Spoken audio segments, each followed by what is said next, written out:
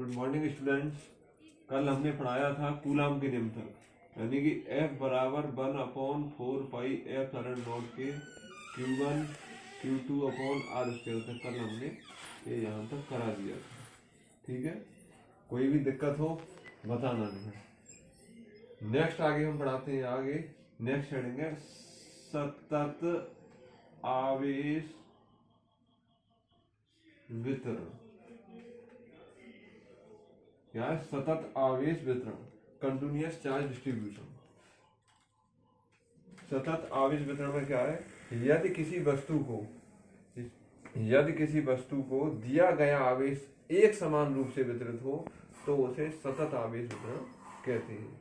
यदि किसी वस्तु पर दिया गया आवेश एक समान रूप से वितरण हो तो इसे सतत आवेश वितरण कहते हैं। दी गई वस्तु के अनुसार यह एक विमीय, द्विविमीय तथा त्रिविमीय, यानी दी गई वस्तु के अनुसार यह एक विमीय, द्विविमीय व त्रिविमीय हो सकता है। इसलिए इनको जो है रेखीय आवेश वितरण इनको कहते हैं। नंबर एक विमीय को कहते हैं रेखीय आवेश वितरण और दूसरे को कहते हैं पृष्ठीय आवेश वितरण और तीसरे को कहते हैं आयतन आवेश वितरण। ठीक है, पहला होता है रेखीय आवेश वितरण, दूसरा होता है पृष्ठीय आवेश वितरण, तीसरा होता है आयतन आवेश वितरण। तो सबसे पहले बात करते हैं हम रेखीय आवेश वितरण। रेखीय आवेश वितरण में क्या है? जब आवेश का वितरण किसी रेखा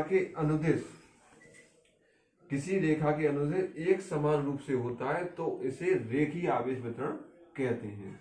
यानी यदि किसी आवेश का वितरण किसी रेखा के अनुदिश एक समान रूप से होता है तो इसे रेखीय आवेश वितरण कहते हैं। रेखीय आवेश वितरण की प्रति एकांक लंबाई को रेखीय आवेश घनत्व कहते हैं। रेखीय आवेश वितरण की प्रति एकांक लंबाई को रेखीय आवेश घनत्व कहते हैं। इसे लैम्डा से प्रदर्शित करते हैं। किससे करते हैं? यानी रेखीय आवेश घनत्व को करते हैं लैम्डा से प्रदर्शित। लैम्डा बराबर इसका फॉर्मूला होता है dq अपॉन dl और मात्रक होता है q का मात्रक कूलाम और l का मात्रक मीटर, कूलाम प्रति मीटर। और विमा इसकी होती है, जब विमा निकाल लेंगे at और इसकी होती है लंबाई की l, तो विमा हो जाएगी इसकी ATL-1। ठीक है, विमा हो जाएगी इसकी ATL-1। दूसरा नंबर आता है पृष्ठीय आवेश वितरण। अब नंबर 2 की बात करेंगे। पृष्ठीय आवेश में जब आवेश किसी पृष्ठ पर एक समान रूप से, उसमें रेखा पर है, इसमें पृष्ठ पर है, जब आवेश किसी पृष्ठ पर एक समान रूप से वितरित होता है तो उसे पृष्ठीय आवेश घनत्व कहते हैं, पृष्ठीय आवेश वितरण कहते हैं। पृष्ठीय आवेश वितरण की प्रति एकांक लंबाई को पृष्ठीय आवेश घनत्व कहते हैं। पृष्ठीय आवेश घनत्व की प्रति एकांक लंबाई को पृष्ठीय आवेश घनत्व कहते हैं। इसे सिग्मा से प्रदर्शित करते हैं। सिग्मा बराबर होता है dq अपॉन डी। सिग्मा बराबर होता है dq अपॉन डी, यानी इसका मात्रक बनेगा कूलाम अपॉन मीटर स्क्वायर। ये आवेश है, ये क्षेत्रफल है, वहां लंबाई थी देखिए में और आवेश था, और विमा बन जाएगी इसकी क्या? AT इसकी बन गई, इसकी होती है L स्क्वायर, तो ATL-2 विमा इसकी ये हो गई। अब नंबर तीसरे पे आता है आयतन आवेश वितरण। नंबर तीसरा आता है आयतन आवेश वितरण। जब आवेश किसी वस्तु के संपूर्ण आयतन में एक समान रूप से वितरित होता है, जब आवेश किसी वस्तु के संपूर्ण आयतन में एक समान रूप से वितरित होता है तो इसे आयतन आवेश वितरण कहते हैं। आयतन आवेश वितरण की प्रति एकांक आयतन पर आवेश की मात्रा को आयतन आवेश घनत्व कहते हैं। क्या कहते हैं? आयतन आवेश घनत्व कहते हैं। इसे रो से प्रदर्शित करते हैं। पी टाइप में रो बना है, पी, ये इसका फॉर्मूला dq/dv। आयतन में b, क्षेत्रफल में a और रेखीय आवेश में l। इसका मात्रक हो जाएगा कूलाम अपॉन मीटर क्यूब। क्या हो जाएगा? कूलाम प्रति मीटर क्यूब। विमा क्या हो जाएगी इसकी?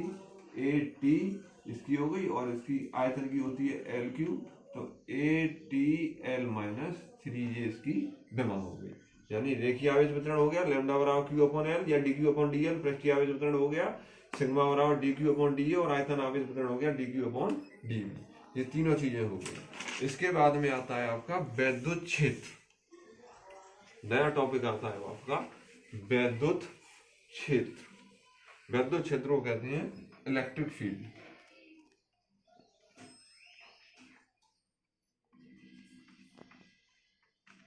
वैद्युत क्षेत्र की डेफिनेशन आप पहले लिख लो। वैद्युत क्षेत्र है, वैद्युत क्षेत्र किसी, अब आता है हमारा वैद्युत क्षेत्र।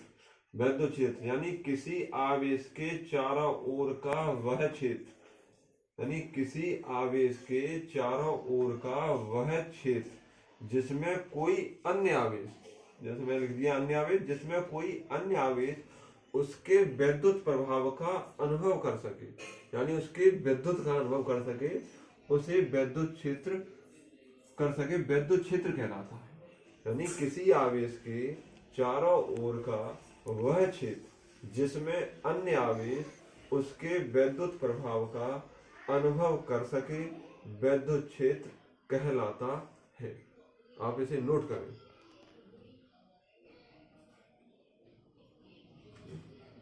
रोक लीजिए। चाहती है वैद्युत क्षेत्र की तीव्रता, यानी वैद्युत क्षेत्र की तीव्रता। इसमें वैद्युत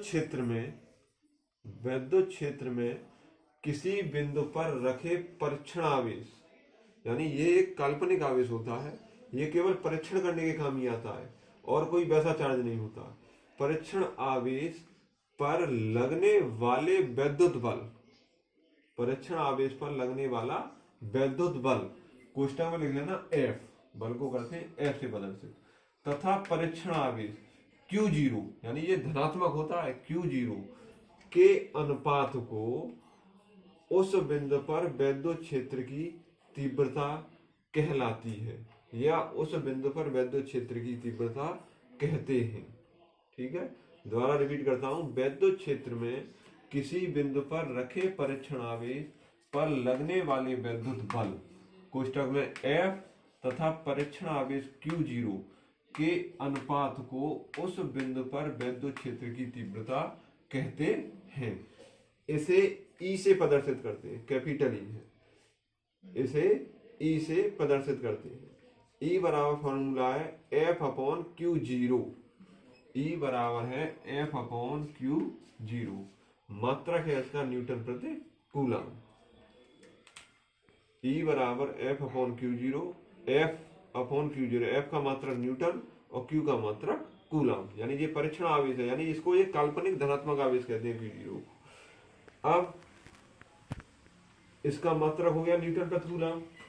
इसके बाद में आती है इसकी विमा। विमा कैसे निकालोगे? कभी कभी विमा है आपकी फर्स्ट ईयर में, कभी कभी एक नंबर की विमा मात्रक वगैरह इंटरमीडिएट में पूछ लिए जाते हैं। तो E बराबर F/Q0, यानी कि F का मात्रक क्या बताया था मैंने तुम्हें? न्यूटन/कूलम, यानी हमें चाहिए बल की विमा और आवेश की विमा।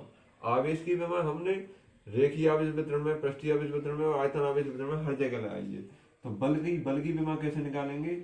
बल यानी F बराबर क्या होता है? m × a, द्रव्यमान इंटू त्वरण। ठीक है, हमें द्रव्यमान की विमा पता है m और त्वरण की होती है L-T-2। तो बल की क्या हो गई? m/L-T-2, नहीं तो आपको रटनी पड़ेगी। E बराबर F का हो गया m/L-T-2 और Q की निकालते हैं किससे? I × T, विद्युत धारा तथा समय के गुणनफल को आवेश कहते हैं। इसकी विमा हो जाती है AT, तो ये होगी AT। ठीक है, अब E की विमा क्या हो जाएगी? टी ऊपर पहुंचा देंगे, टी -3 और a -1। क्या हो गई? विद्युत क्षेत्र की तीव्रता की विमा हो गई mLT-3 a-1। ठीक है, नोट कर लें आप जो ऐसे।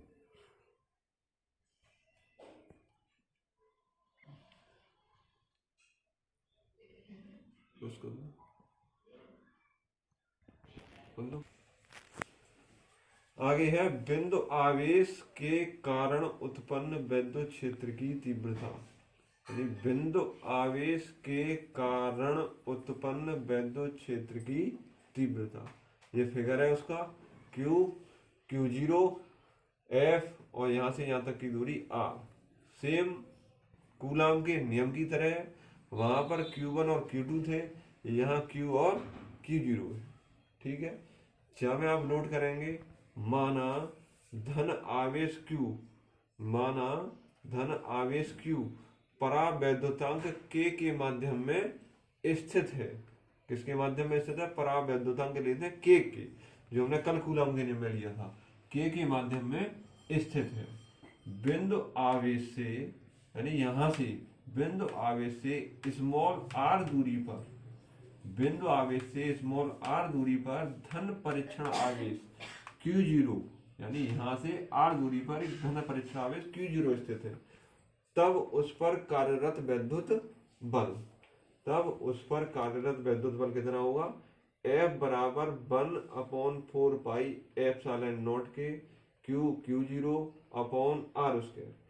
F बराबर 1/4 पाई एप्सिलॉन नॉट के Q0 अपॉन R स्क्वायर। ठीक है, इससे आगे अगर आप चलोगे तो लिखोगे हम जानते हैं कि, हम जानते हैं कि, क्या जानते हो? विद्युत क्षेत्र की तीव्रता, विद्युत क्षेत्र की तीव्रता। इसको समीकरण नंबर 1 मान लेना। क्या होती है? E बराबर, अभी हमने पढ़ी थी, F/Q0। इसको समीकरण नंबर 2 मान लो। हम जानते हैं कि विद्युत क्षेत्र की तीव्रता E बराबर F/Q0। ठीक है, नोट करें आप इसको, फिर उसके बाद मैं भी आगे बताता हूँ।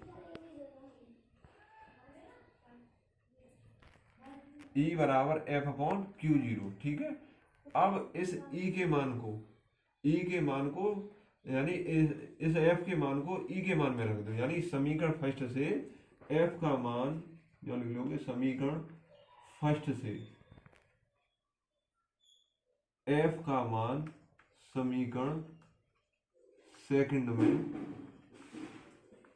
रखने पर, समीकरण फर्स्ट से F का मान समीकरण सेकंड में रखने पर, समीकरण फर्स्ट जो है F का मान हमारा कितना? 1/4 पाई एप्सिलॉन नॉट के Q0 अपॉन R स्क्वायर। इस मान को समीकरण सेकंड में रख देंगे तो E बराबर क्या हो जाएगी? F की जगह में क्या लिखना है? 1/4 पाई एप्सिलॉन नॉट के Q0 अपॉन R स्क्वायर। ये हो गया F का मान, और ये आ जाएगा तुम्हारा Q0। Q0 से Q0 खत्म, तब E बराबर क्या बचेगा? 1/4 पाई एप्सिलॉन नॉट के into Q upon R square. ये आ गया तुम्हारा न्यूटन प्रति कूलम। विद्युत क्षेत्र की तीव्रता का मात्रक है न्यूटन प्रति कूलम। आगे यहां लिखोगे निर्वात, कल जो बताया था, अथवा वायु के लिए K बराबर 1, K की जगह अगर हम 1 लगा देंगे तो ये रह जाएगा E बराबर 1/4 pi epsilon 0 Q upon R square, Newton प्रति कूलम। ये यहाँ तक आप नोट करें। आज के लिए बस इतना ही। अगर आपको वीडियो पसंद आया हो तो लाइक कीजिए, सब्सक्राइब कीजिए एंड शेयर कीजिए।